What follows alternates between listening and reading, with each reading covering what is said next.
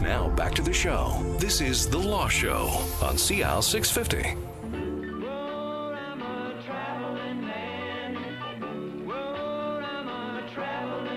Hey, and welcome back to The Law Show. I'm Zach Spencer. You're listening to CL 650. Today we're talking about immigration law. Fascinating subject, and as we're finding out, the sands are always moving with this. And we had the minister in town recently for the Canadian Bar Association National Conference.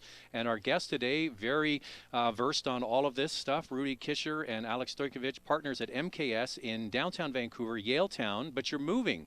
When are you moving? We're moving June 25th. So okay.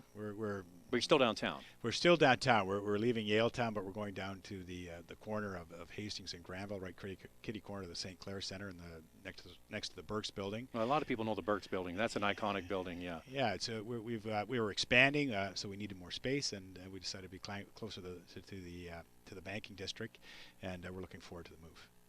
I'm sure you'll miss the patios in Yaletown, though. We certainly will. So our new address will be Suite 900, 688 West Hastings. And I heard Traveling Man. Yeah. So Traveling Man is very apt because the last minister, Jason Kenney, well, 2 ministers ago, Chris Alexander was between them, but Jason Kenney is the minister most associated with the conservative agenda in immigration.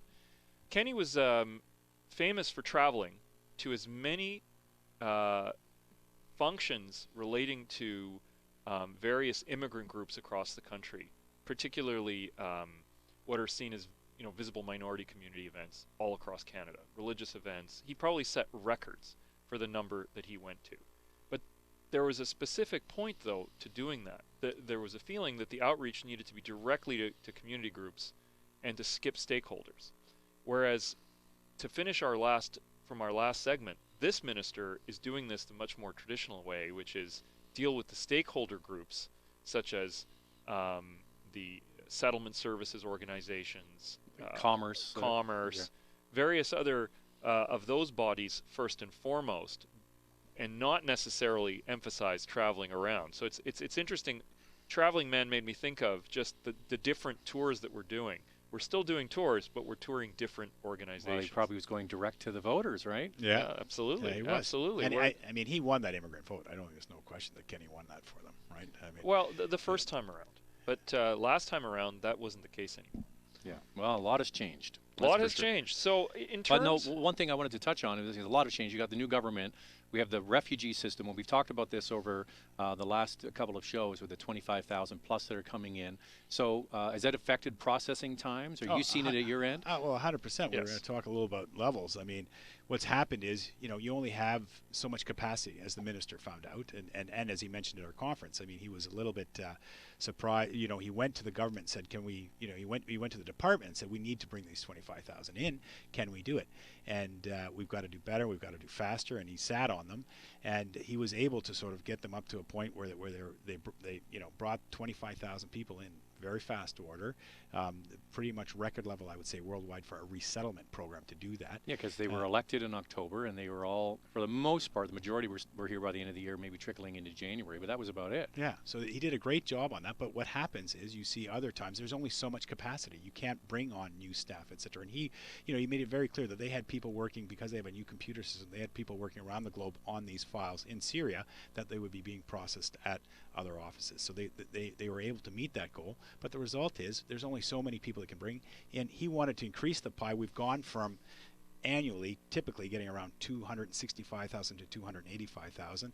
When he announced the levels this year, he put up to 305,000 people are coming in. So that's a record number in terms of the amount of people coming into Canada. And that large number, though, he still could not accommodate typically what we're bringing in terms of economic immigrants. Mm-hmm. So, the federal skilled worker program is probably our major source of economic immigrants, and he's reduced that by almost 15,000 people. So but there's also a shift also to family reunification, right? So there must be a big hiring spree in Ottawa.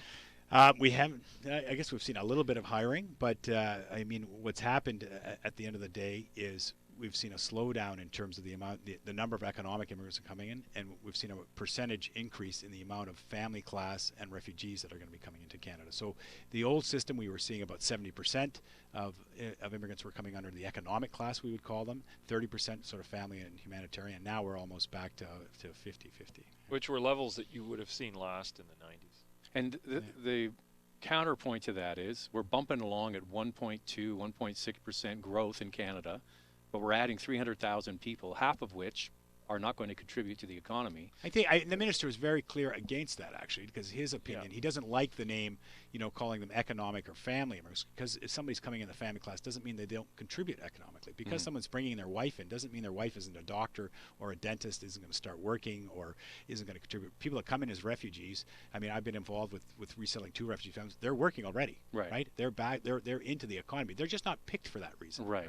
The minister was quite clear on that point. I agree with Rudy, and even in the case of parents and grandparents, he made the case, and I mean this is the government's position, that I bring in parents and grandparents, they're taking care of the children so that mom and dad can both work full time.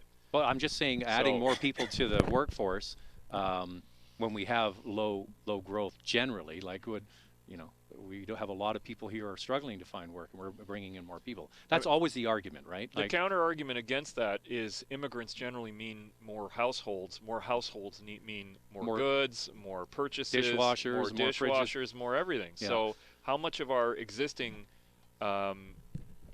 economic growth is tied directly to population growth? I mean, so there's no fine line that you can cut. And in many respects, a lot of economists disagree with the economic model of immigration to begin with.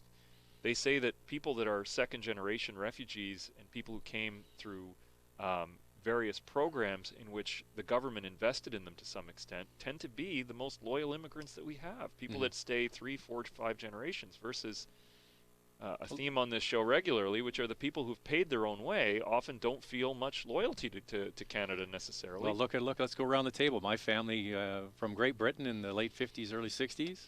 My dad came as steerage on a boat in 1952 and worked as a farm laborer for 2 years, and my mother came up from Jamaica. So, yeah. There you go. My parents both immigrated from Serbia in 1966. So, yeah, I mean, we've all lived it, right? Yeah. And I would agree with that. I think, but there is always an argument on the other side, is we're letting too many people coming in taking our jobs when there's not enough jobs for the old stock Canadians, as people call them. Right? I mean, it's been pretty consistent since about 1990 that the government hasn't really adjusted immigration levels because of the economy. So we haven't seen that almost in 27 years, actually. So they've kept the percentage. I mean, this is a higher number, but percenagely, it's not that higher number when you look at the percentage of the population, because the population continues to grow. Because the numbers have been steady, as you said, sort of 250 to 285 every year, and now it's going up a little bit more. If I may, before IRPA came out in 2002, what's that? That's the current act, the Immigration and Refugee Protection Act. The Legislative Review Advisory Group that was the body that was created of experts that was going to create this new immigration legislation after doing roundtable around the country, meetings with stakeholders, etc.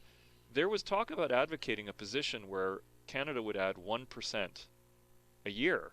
That's how immigration levels needed to be. And we're at 36 million. That would be 360. That would be 360,000. And this is talk back in 2002. We've never come close to that number. Right. And to give some context, I mean, our biggest year for immigration, which I think is 1907 or 1905, we took something like 400,000 immigrants in a year where we have at a time when we only had 7 million people in Canada.